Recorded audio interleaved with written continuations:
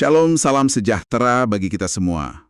Selamat datang di pembahasan kita. Hari ini kita akan menyelami salah satu dokumen paling fundamental yang kami terima, yaitu Konstitusi Pemerintah Sementara West Papua.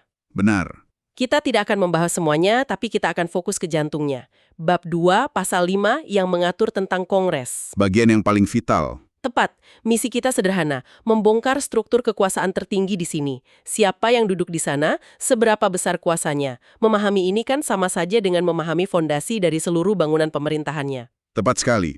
Dan penting untuk kita ingat ya, konstitusi itu bukan sekedar buku aturan. Ini semacam DNA sebuah pemerintahan. Dan dari semua bagiannya, bab tentang lembaga perwakilan rakyat, dalam hal ini Kongres, itu yang paling krusial. Kenapa begitu? Karena disinilah secara teoretis kedaulatan rakyat itu diwujudkan. Jadi, mari kita lihat lebih dekat bagaimana dokumen ini merancangnya. Baik, mari kita mulai bedah. Ayat pertama di pasal 5 ini langsung lugas, sangat kuat. Bunyinya, Kongres adalah badan tertinggi pemerintahan sementara. Singkat, tapi dampaknya luar biasa. Betul. Tapi badan tertinggi itu artinya apa ya secara konkret? Mungkin kita bisa mulai dengan melihat siapa saja yang mengisi badan ini. Tentu, itu pertanyaan yang paling mendasar. Komposisi sebuah lembaga itu kan menentukan karakternya. Oke. Nah, ayat 2 menyebutkan bahwa Kongres ini terdiri dari 2 kamar. Legislative Council dan Senat. Ini adalah struktur yang mungkin sudah cukup akrab bagi Anda. Sistem bicameral atau 2 kamar ya? Betul, banyak negara menggunakannya. Biasanya sebagai cara untuk menciptakan mekanisme saling uji. Checks and balances. Bahkan di dalam legislatif itu sendiri. Komposisi Senat di ayat 3, nah, di sini saya merasa ada sesuatu yang sangat unik.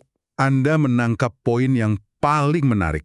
Ini bukan sekedar perwakilan geografis, kan? Jauh lebih dari itu. Inilah yang membedakan desain ini. Mari kita rinci isi dari Senat menurut ayat 3 itu. Ada utusan dari wilayah adat, utusan agama, utusan perempuan, kalangan profesional, dan bahkan kelompok pendukung yang disetujui oleh Legislative Council. Wow, jadi ini bukan cuma tentang siapa yang Anda pilih di daerah pemilihan Anda. Bukan. Konstitusi ini secara eksplisit mengalokasikan kursi untuk pilar-pilar non-politis dalam masyarakat. Seolah-olah mereka ingin memastikan kebijaksanaan para tetua adat, perspektif spiritual, suara perempuan, dan keahlian teknis, itu semua punya tempat yang terjamin. Persis. Ini adalah upaya untuk melembagakan kearifan kolektif. Konstitusi ini seolah berkata bahwa negara yang sehat tidak hanya dibangun di atas suara mayoritas politik, tapi juga fondasi adat, spiritualitas, dan ilmu pengetahuan. Sebuah pernyataan ideologis yang sangat kuat. Sangat kuat. Coba Anda bayangkan sejenak, perdebatan seperti apa yang akan terjadi di dalam Senat yang komposisinya seperti ini? Wah, pasti sangat berbeda.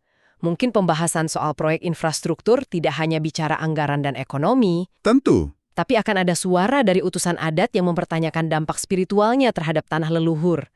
Atau utusan perempuan yang bicara soal keamanan akses. Tepat sekali. Kebijakan yang dihasilkan berpotensi menjadi jauh lebih holistik.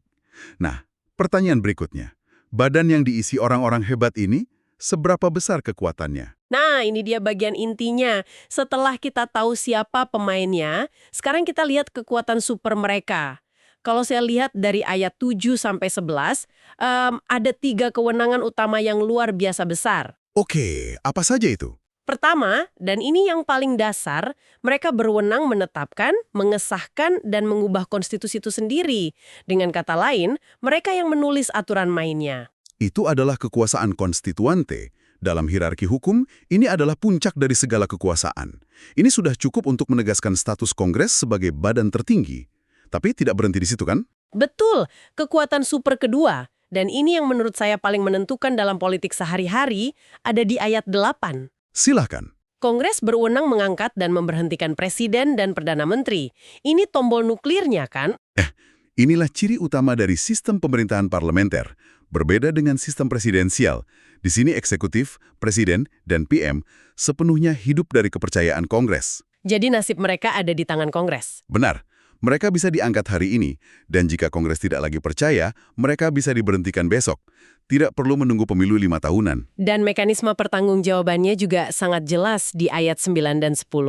Kongres bisa meminta pertanggungjawaban dan mereka berhak menerima atau menolaknya. Betul. Jadi ini bukan sekedar laporan formalitas. Kalau laporannya ditolak, itu sinyal bahaya bagi pemerintah. Tepat. Rangkaian kewenangan ini mengangkat, memberhentikan, meminta pertanggungjawaban, menciptakan sebuah hubungan yang sangat terkontrol antara legislatif dan eksekutif.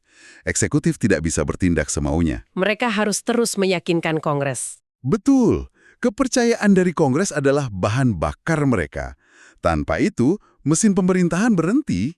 Lalu ada kekuatan super ketiga di ayat 11 yang melengkapi gambarannya. Kongres berwenang menetapkan garis-garis besar haluan kebijakan. Nah, ini juga penting. Jadi mereka bukan cuma mandor yang mengawasi, tapi mereka juga arsitek yang membuat desain besarnya. Analogi yang sangat pas. Ini menegaskan superioritas legislatif atas eksekutif. Eksekutif di sini berfungsi sebagai pelaksana dari visi politik yang digariskan oleh para wakil rakyat di Kongres. Oke, ini membuat saya berpikir, dengan kekuasaan yang begitu besar, seharusnya badan ini sangat sering bertemu kan?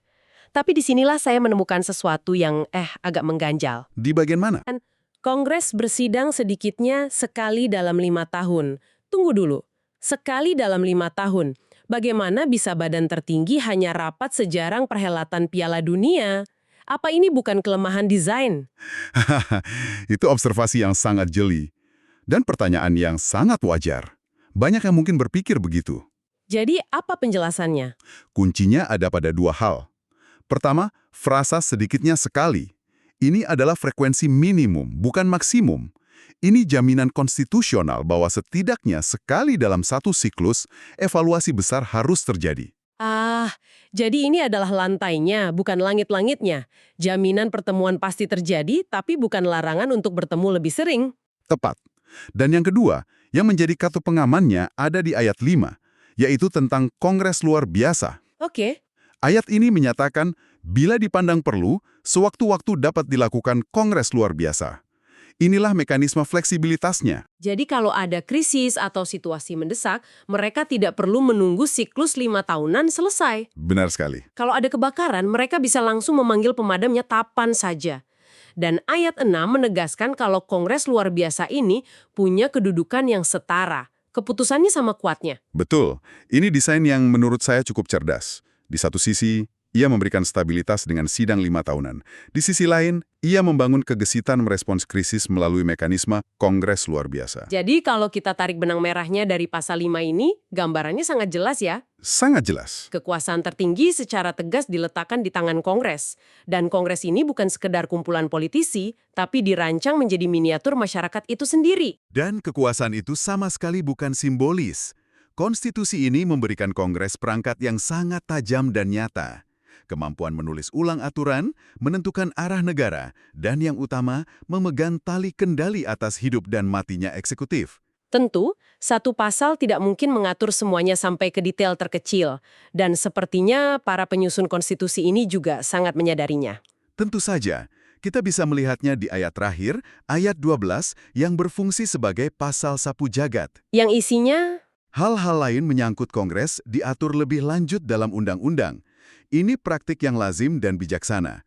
Konstitusi itu tugasnya menetapkan pilar-pilar utama, fondasi dan strukturnya. detail teknisnya diatur di level undang-undang. Betul. Detail seperti prosedur pemilihan utusan adat, tata tertib sidang, itu semua akan diatur dalam undang-undang. Ini memberikan ruang bagi sistem untuk bernafas dan beradaptasi. Jadi, konstitusinya tetap menjadi dokumen yang agung dan stabil. Benar sekali. Nah, sebagai pemikiran penutup untuk Anda, mari kita kembali ke inti dari semua ini. Dengan struktur di mana Kongres punya kekuasaan penuh mengangkat dan memberhentikan eksekutif, coba kita renungkan sejenak. Silahkan. Jenis kepemimpinan seperti apa yang akan lahir dari sistem seperti ini? Pertanyaan yang menarik. Mungkin bukan tipe pemimpin yang one-man show. Kemungkinan besar begitu. Seorang presiden atau PM dalam sistem ini tidak bisa hanya mengandalkan popularitas personal. Setiap hari, mereka harus mampu membangun konsensus di dalam Kongres yang isinya sangat beragam itu. Mereka harus jadi negosiator yang ulung, seorang penenun yang bisa merajut berbagai kepentingan menjadi satu kain kebijakan yang kokoh. Jadi pertanyaannya untuk Anda renungkan adalah, bagaimana dinamika politik yang dihasilkan akan berbeda dari sistem presidensial, yang seringkali isinya perang antara eksekutif dan legislatif. Manakah yang menurut Anda lebih kondusif untuk stabilitas jangka panjang? Tuhan memberkati West Papua, Papua Merdeka.